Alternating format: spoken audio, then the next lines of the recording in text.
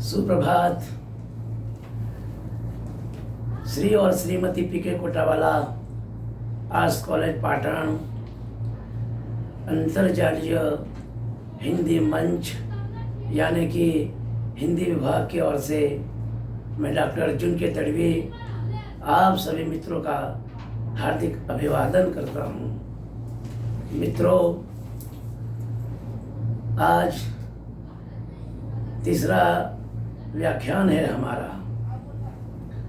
2 व्याख्यान के पश्चात आज तीसरे व्याख्यान में मैं आपको कहानी के बारे में चर्चा करूंगा। जैसे दूसरे व्याख्यान में मैंने कहा था कि तीसरा व्याख्यान कहानी की ओर जाएगा, तो आज कहानी शुरू करने से पहले मित्रों, कहानी का अर्थ, कहानी की परिभाषा, कहानी के तत्व और कहानी के प्रकार के बारे में जानेंगे। कहानी से अवगत होना बहुत जरूरी है, किंतु कैसे? तो कहानी में प्रवेश करने से पहले हमें पता होना चाहिए कि कहानी किसे कहें। कहानी अर्थात कहानी से क्या तात्पर्य है? कहानी यानी कि कहना, कहवो। कहानी यानी कि कहना, किंतु क्या कहना?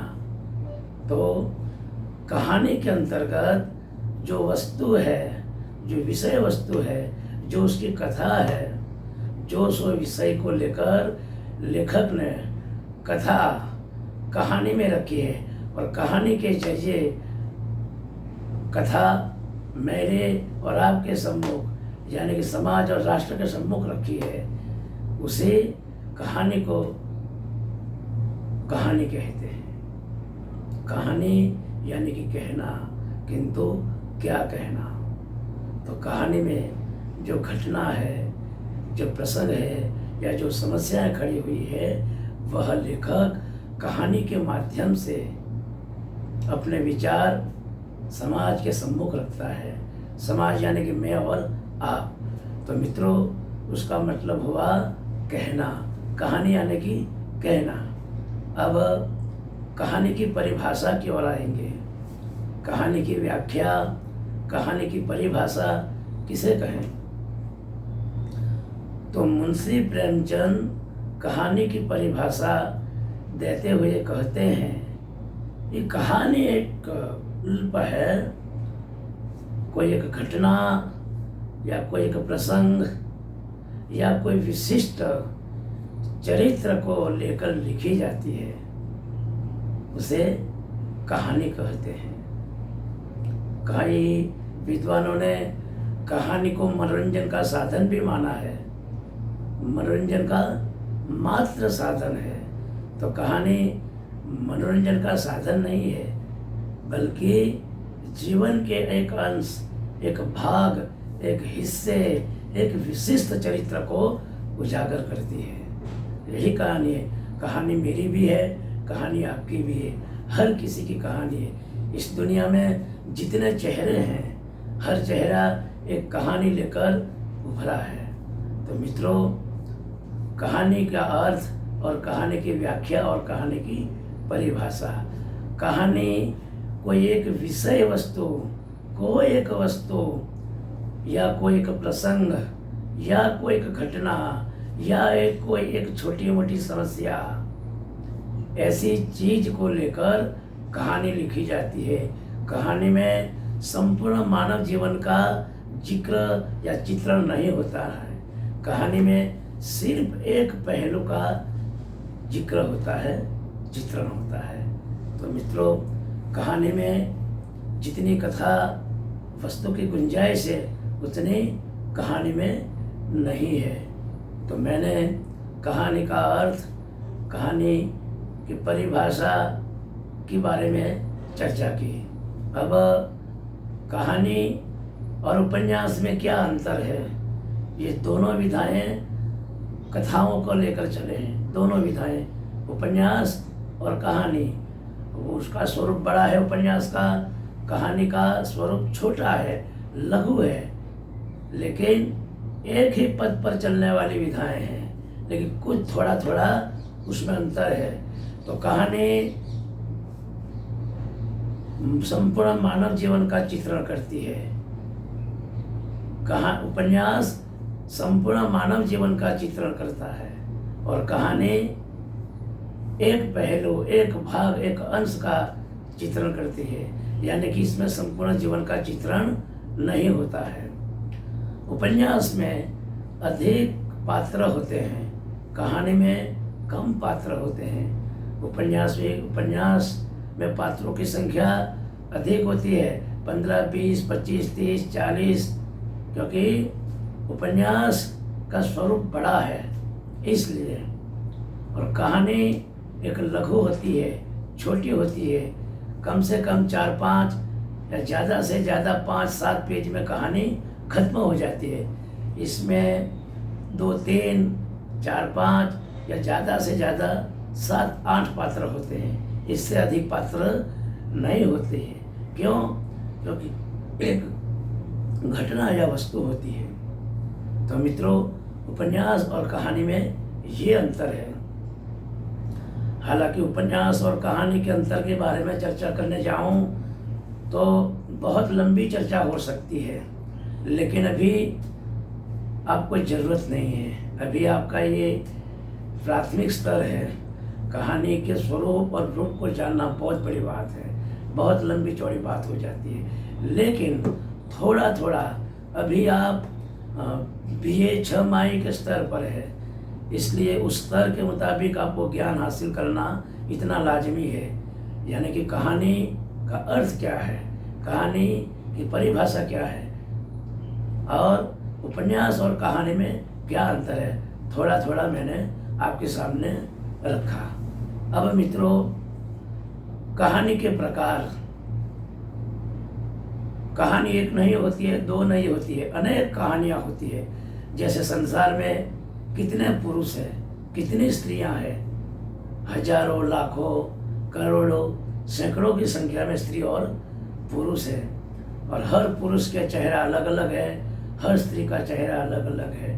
देखिए, एक बिल्कुल मनुष्य या स्त्री का आकार छोटा है चेहरे का, लेकिन हर चेहरा, किसी भी चेहरे के पर आप नज़र दौड़ाइए, हर चेहरा आपको नज़र अलग आएगा, स्त्री हो या पुरुष हो।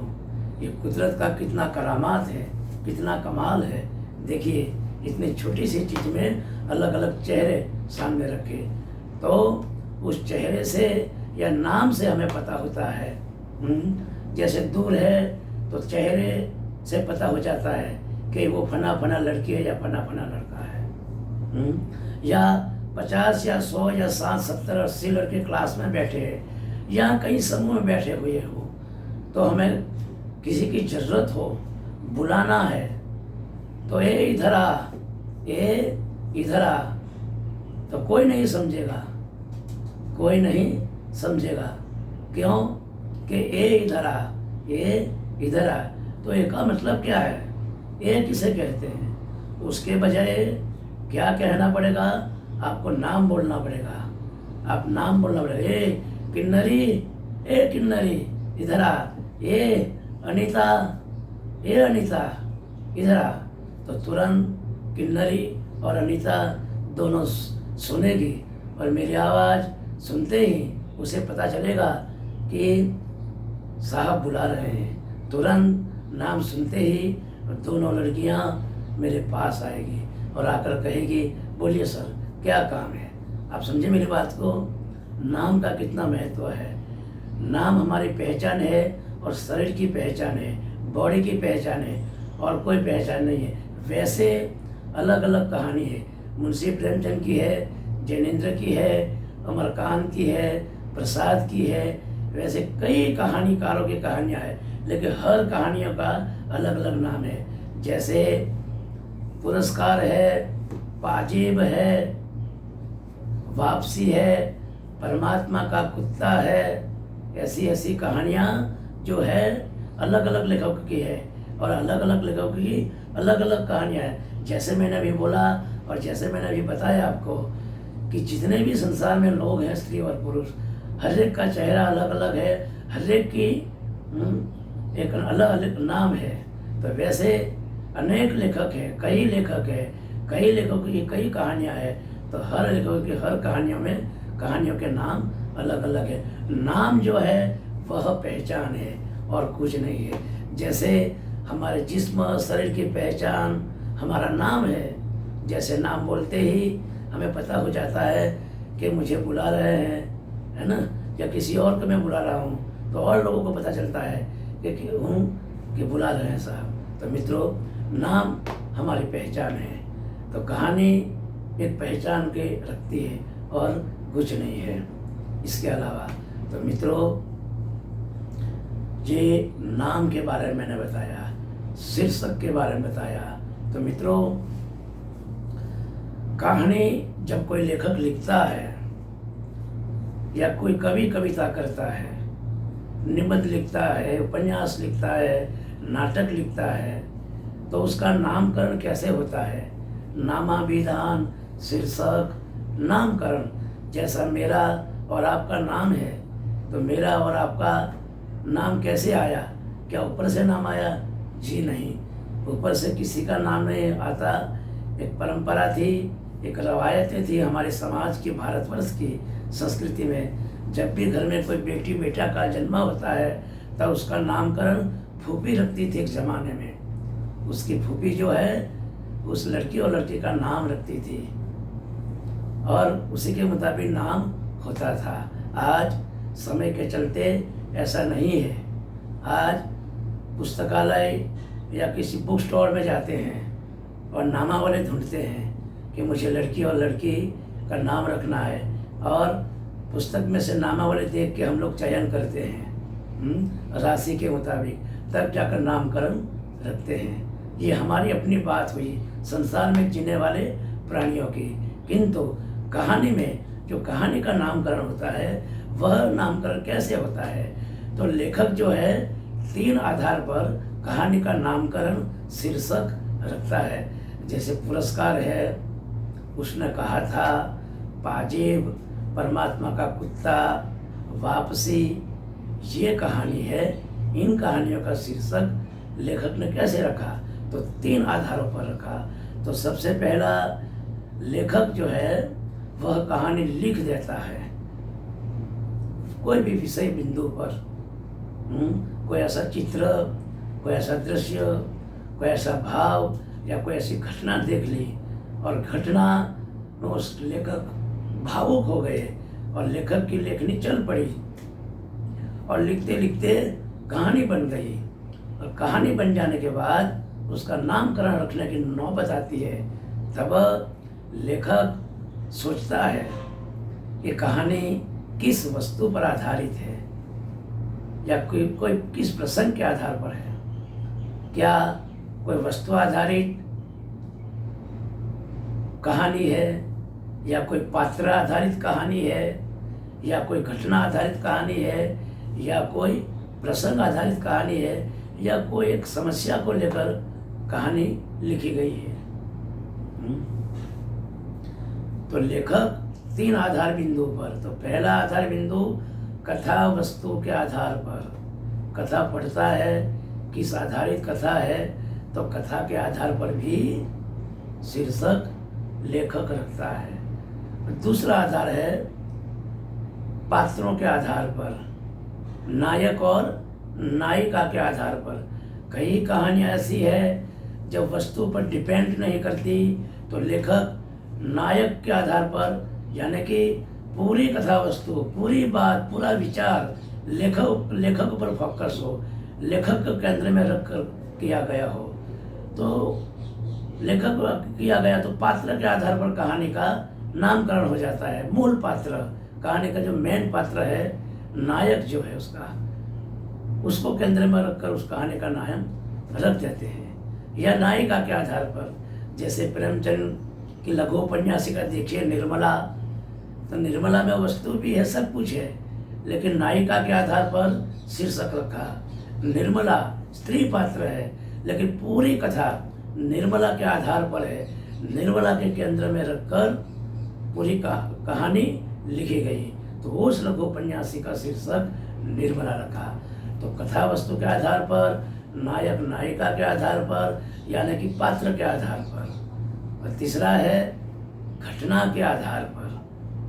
घटना के आधार पर कोई भी हमारा भी इस दुनिया में आना एक एक्सीडेंट है, अकस्मात है, ये भी घटना है। तो कहानी में जो कथा आई है, क्या ऐसी कौन सी घटना है, कौन सा ऐसा अवसर या प्रसंग हुआ है। जैसे प्रसाद की कहानी है चूड़ी वाली, आज भी गाँव में देखिए, आज 10 साल से थोड़ा कम हो गया है, आज से 10 से 15 साल पहले गांव में सुबह शहर से चूड़ी बेचने वाला आता था, छोटी सी पिटाड़ी लिखता था, पिटाड़ी लिखकर गांव में आता था और बड़ी बड़ी आवाज़ लगा के गांव में घूमता था, चूड़ी वाला आया, चूड़ी वाला आया, चूड़ी चाहिए, चूड़ी चाहिए, इस तरह आवाज़ देता था। और आसपास की इर्द गिर्द की सारी स्त्रियां एक जगह पे जमा हो जाती थी। क्यों जमा हो जाती थी? चूड़ियाँ लेने के लिए। चूड़ियाँ, तो चूड़ियों का महत्व क्या है, चूड़ियाँ है क्या? हमारी भारतीय संस्कृति में स्त्री जब चूड़ियाँ पहनती है तो माना जाता है कि स्त्री शादीशुदा है, और उसका जो मंगल जो है, उसका जो पति जो है वो जिंदा है, जीवित है। ये प्रतीक है एक प्रकार का भारतीय संस्कृति में स्त्री का चूड़ी पहनना। अगर हाथों में चूड़ी नहीं है तो समझा जाता है कि उसका जो पति है वो मर गया है, यानी कि स्त्री विधवा हो गई है। तो चूड़ी का बहुत बड़ी भूमिका है, बहुत बड़ा रोल है, एक प्रतीक है भारतीय स्त्री संस्कृति में स्त्री के चूड़ी। तो चूड़ी वाली कहानी लिखी है प्रसाद जी ने। मित्रों, तो ये भी एक प्रसंग, एक घटना है। घटना सामान्य है लेकिन बड़े पैमाने पर है, उसका फलक बड़ा है, विस्तृत है। जब उसे हम थोड़ा बड़ी दूर दराज से देखें तो चूड़ी नाम तो छोटा है, चूड़ी वाली कंगना, लेकिन देखिए आप बड़ा उसका स्वरूप कितना बड़ा है। तो मित्रों, शीर्षक जब चयन करना है तो 3 आधारों पर किया जाता है।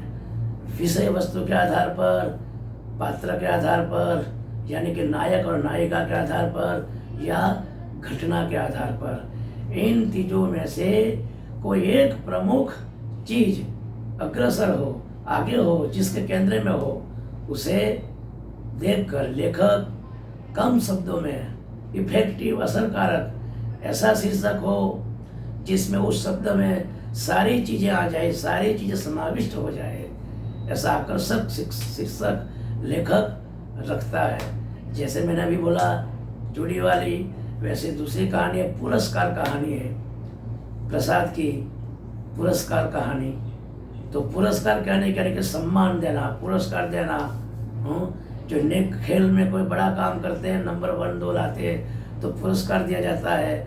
कोई लेखक या कवि कोई साहित्य में बहुत बड़ा काम करता है, रचना करता है, तो उस साहित्य कृति को बड़ा सम्मान किया जाता है, पुरस्कार दिया जाता है, उसे पुरस्कार कहा जाता है। तो यहाँ पुरस्कार कहानी है, पुरस्कार कहानी। तो पुरस्कार कहानी कोई खेल या कोई साहित्यकार को लेकर नहीं दी जाती, लेकिन एक जमाना था, आज से देश जब आज़ाद नहीं हुआ था, आज़ाद हिंदुस्तान पहले की बात है।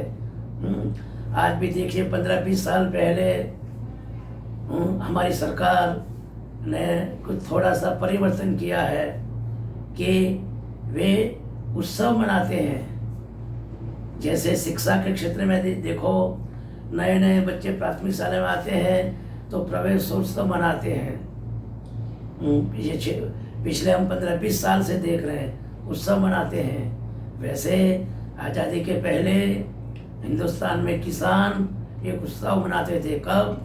जब किसान खेत खलिहान का समय आता था, जब बारिश का समय आता था, मौसम आता था, किसान को बीज बोने का मौसम आता था, तब ये एक उत्सव मनाते थे उस जमाने में, और जो करते थे उसके पुरस्कार के रूप में ये दिया जाता था। ये मैंने हल्की सी छोटी सी बात बताई है। अभी जब कहानी शुरू होगी तब मैं विस्तार से आपको बताऊंगा, लेकिन कहानी के जो शीर्षक है, कैसे कैसे शीर्षक रखते हैं लेखक, उसके बारे में मैंने बताया मित्रों। तो 3 बिंदु को लेकर मैंने नामकरण की बात कही है। अब मैं देखिए कहानी का अर्थ, कहानी की परिभाषा, व्याख्या, कहानी और उपन्यास में अंतर, कहानी का नामकरण 3 बिंदुओं के आधार पर आदि आदि मैंने संक्षिप्त में चर्चा की है, संक्षिप्त में चीज़ों को समझाया है। क्योंकि कहानी में प्रवेश करने से पहले कहानी से परिचित होना जरूरी है, उसके तत्वों और तथ्यों के बारे में, उसके रूप के बारे में, उसके फॉर्म के बारे में। जैसे जो है, हमारी पहचान कैसे है, तो हम पूरे कपड़े पहने हुए हैं, बाकी और सज धज कर हम खड़े हैं या बैठे हैं, तो एक मानव का एक रूप है मनुष्य का। तो मनुष्य बिल्कुल नंगे पांव या खुला नहीं होता है, उसके जिस्म ढका हुआ होता है सिर से लेकर पैर तक। तो ये जो है ये पहचान है। तो मित्रों, अब कहानी का भवन तैयार करने के लिए, कहानी का सृजन करने के लिए लेखक उस कहानी का निर्माण कैसे करता है। तो कहानी का निर्माण करने के लिए लेखक को 6 तत्वों की जरूरत पड़ती है। बिना 6 तत्व कहानी का सृजन नहीं होता है। एक भी तत्व गायब है तो कहानी अपना सफर तय नहीं कर सकती। तो चाहिए कहानी को 6 तत्व। दुनिया का कोई भी लेखक कहानी लिखने यूं ऐसे नहीं बैठ जाता कि चलो भाई मुझे कहानी लिखनी है। कहानी अपने आप आ जाती है, कहानी का जन्म अपने आप आ जाता है। ऐसे जैसे साहित्य जन्म नहीं लेता है, साहित्य का जन्म हो जाता है। साहित्य को समाज का आईना कहा है, दीपक कहा है। साहित्य समाज का आईना है, दीपक है। साहित्य बनता नहीं, बन जाता है। प्यार होता नहीं, हो जाता है।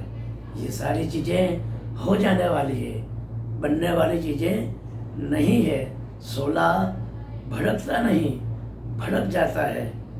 आप किसी भी कमरे में माचिस की तीली आप जलाइए, रख दो, तो आपको कहना नहीं पड़ेगा कि आप कमरा नंबर 2, कमरा नंबर 3, 4, 5 में चली जाओ।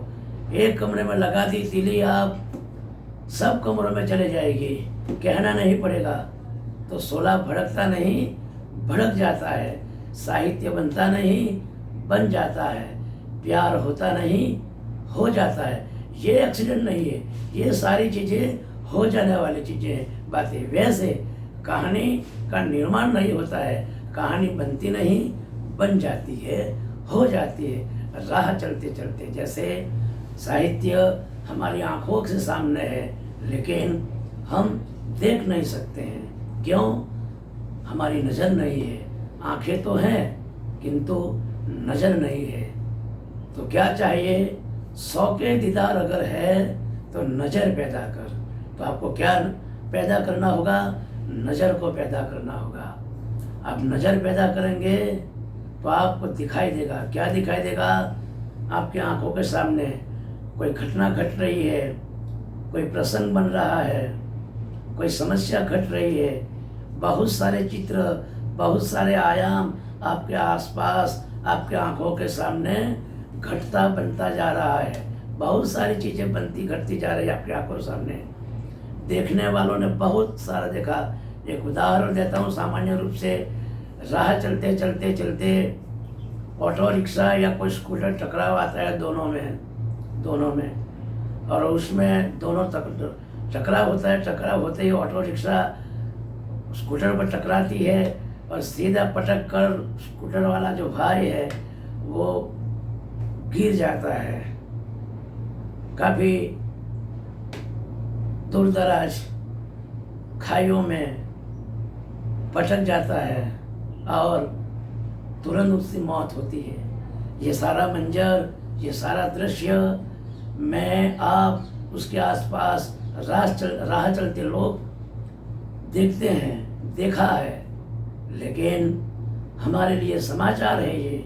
ओहो, ऑटो रिक्शा टकरा गई स्कूटर वाले से और स्कूटर वाला भाई तुरंत वो खड्डे में गिर गया, खाइयों में चला गया, वो सीधे मर गया, मौत हो गई उसकी। तो मेरे लिए, आपके लिए, राह चलते कुछ लोगों के लिए ये समाचार है। लेकिन इनमें से कोई एक ऐसी भी आँख है, उसको अलग दृष्टि से देखता है, उसको एक सदमा पहुंचता है, दुख पहुंचता है, आघात लगता है। ओह माय गॉड, ये कैसे हुआ, क्यों हुआ, किसके साथ हुआ, ऐसा विचार करेगा एक जो व्यक्ति है। ये क्या हुआ, कैसे हुआ, क्यों हुआ, किसके साथ हुआ, कौन है इसके पीछे, और उस मौत को देखता है। उस मौत को देखकर वो उसके दिल में बहुत बड़ा सदमा और दुख पहुंचता है और आदमी रो पड़ता है। और इसी मंजर को देखते देखते आसपास के लोग और राह चलते लोग जमा हो जाते हैं, इकट्ठा हो जाते हैं और एक दूसरे लोग बातचीत करने लग जाते हैं, संवाद करने लग जाते हैं, पूछने लगते हैं कौन है, किसके साथ हुआ है। और रह कर पता चलता है कि वो जो लड़का है फना गांव का है, और किस गांव का है, तो ये फना गांव का है। किसका लड़का है, उसके माता पिता का भी पता चलता है। ओहो हो। और जब बात आती है कि उस माँ बाप का एक ही लड़का है और वो भी विकलांग लड़का है, बहुत बड़ा ख्वाब देखा था उस माँ बाप ने कि मुझे एक लड़का हो, और रह कर 15 साल के बाद एक लड़के का जन्म आया था और माँ बाप ने सर स्वीकार कर लिया, खुश हुए थे, प्रसन्न हुए थे।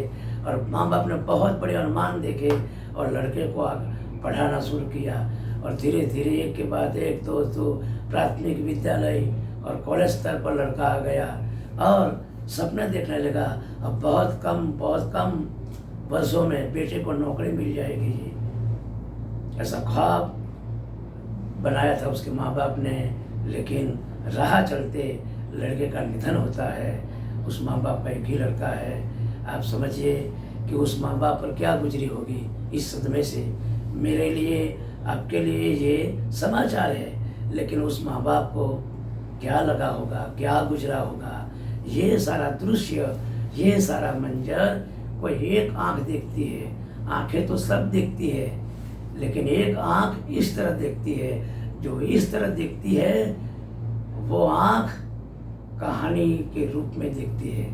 पूरी वस्तु जो है, पूरी जो घटना है, उसे कहानी में तब्दील कर देता है, कहानी में तब्दील कर देता है। तो कहानी का निर्माण ऐसे होता है, ऐसे बनती है कहानी। आज तक ऐसी कई घटनाएं आप लोगों ने देखी होगी, कई घटनाएं देखी होगी, लेकिन देखा होगा आंखों ने, लेकिन संवेदना नहीं होगी आपको, दिल में चोट नहीं पहुंची होगी, दिल में करुणा का भाव नहीं जन्मा होगा। इट इज नॉट, कहते हैं ना लिटरेचर को कि साहित्य जो है हृदय की मुक्त छलकन है। साहित्य जो है हृदय की मुक्त छलकन है। वो भावुक आदमी हो, भावुक मनुष्य हो, एक दूसरे मनुष्य को प्यार करता हो, मनुष्य जाति को समझता हो, उसे संवेदना होती है, औरों को नहीं होती है। तो मित्रों, कहानी का जन्म कैसे होता है, कहानी का निर्माण कैसे होता है, कहानी आती कैसे है, मैंने ये सारी चीज़ें बताई। बहुत सारी घटनाएं, चीज़ें देखी, बहुत सारे प्रसंग भी देखे। चलो एक मैं सामान्य उदाहरण देता हूँ। वर्तमान में आज जिस स्थिति से हम गुजर रहे हैं, वैश्विक कोरोना महामारी की वजह से, पूरा भारत ही नहीं पूरा विश्व देखिए कि स्थिति में है हम, हमारे हालात क्या है। हम स्वतंत्र नहीं है, आज़ाद नहीं है, हम डर गए हैं। आज़ाद का मतलब है कहीं भी जाना हो हम मन चाहे कुछ भी नहीं कर सकते। हमारे सामने डर है, भय है। किस दौर से गुजर रहे हैं पिछले 5-6 माह से। पूरी जिंदगी तहस नहस हो गई है। हम कैसे जिंदगी जिए, कैसे उभरें, पढ़ाई भी करें तो कैसे करें। जैसे आज नौबत आई है अंतर्जालीय यानी कि तारस्त के जरिए, ऑनलाइन के जरिए शिक्षा प्रदान करना अभी आप हासिल करें। क्यों? तो हमारे सामने ये नौबत है। तो ये भी आपके सामने घटना है। ये भी आपके सामने क्या है? घटना। कौन सी घटना है? कोरोना। ओह, कोरोना आया। तो जब आया तब पता नहीं था कोरोना क्या है, लेकिन धीरे धीरे पता चला, समझ में आया, तब जाकर पता चला कोरोना है क्या। और कोरोना आज भी हमारी आंखों के सामने क्या है, हम क्या पूरा महसूस कर रहे हैं। तो ये घटना नहीं है, ये बहुत बड़ी घटना है। मानव जीवन के लिए बहुत बड़ी आपदा, बहुत बड़ी समस्या लेकर आई है। हम जिए तो कैसे जिए? तो इस पर भी कहानी लिख सकते हैं, उस पर कविता लिख सकते हैं, उस पर उपन्यास लिख सकते हैं, उस पर नाटक लिख सकते हैं। साहित्य की कोई भी विधा पर, कोई भी फॉर्म पर आप लिख सकते हैं। तो ये आपके सामने कहानी है। क्या है? कोरोना कहानी है। आप लिखिए। आपके अगल बगल आसपास भी किसी को कोरोना लगा हो तो आपको क्वारंटाइन होना होगा बड़ा, और आपको कुछ भी नहीं हुआ होगा। फिर आप कितने डर गए होंगे, कितनी दहशत में जिए होंगे।